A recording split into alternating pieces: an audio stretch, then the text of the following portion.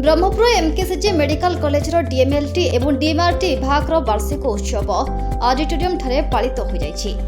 अधीक्षक डॉक्टर सुचित्रा दास अध्यक्षतार अनुष्ठित ए उत्सव में मुख्य अतिथि भावे परिवहन खनिज संपद इस्पात मंत्री विभूतिभूषण जेना जोगदे दक्षिण ओडिशार प्राणकेन्द्र ब्रह्मपुर बड़ मेडिकल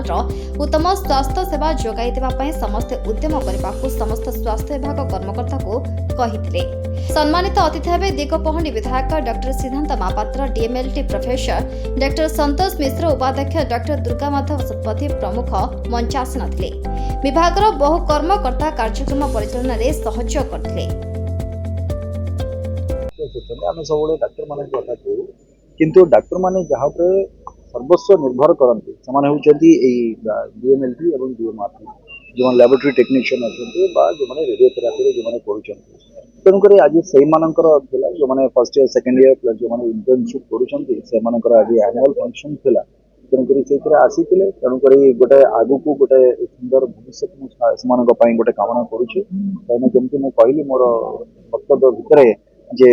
आपंकर जो कोविड सिचुएशन आसीला तेणुक से सिचुएशन जो भाव में साहसिकतार सहित समस्ते माने आमर जो मैंने पैथोलॉजी टेक्नीशियन कहतु जो मैंने डॉक्टर कहतु सपोर्टिंग स्टाफ कहतु जो मैंने करते कोटना कोटी सामान धन्यवाद पात्र समान आज गोटे बढ़िया कार्यक्रम होता जो पिला माने चिकित्सा क्षेत्र मुझे चिकित्सा क्षेत्र से हूँ गेटवे निदान विभाग हूँ गेटवे निदान विभाग पिला आज डीएमएलटी डीएमआरटी पिला आज वार्षिक उत्सव से जोग देती बहुत बढ़िया लगे पिला आमर आवेग थिला जे पिला ने सेवा हूँ तुम परिचय चिकित्सा क्षेत्र काम संपूर्ण प्रकार आम सरकार स्वास्थ्य क्षेत्र में समस्त को भल स्वास्थ्य मिल आम सरकार जत्नमान अच्छी तेणु से समस्ते आंतरिकतार सहित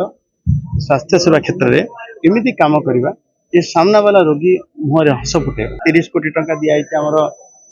इंफ्रास्ट्रक्चर डेवलपमेंट एवं एथर बजेट केते सुंदर आम संपूर्ण बजेट 8% स्वास्थ्य क्षेत्र में 21,200 कोटी टंकार प्रावधान तेणु स्वास्थ्य क्षेत्र में निश्चित गोटे नूतन सूर्योदय है। ब्यूरो रिपोर्ट विप्लवी परिक्रमा।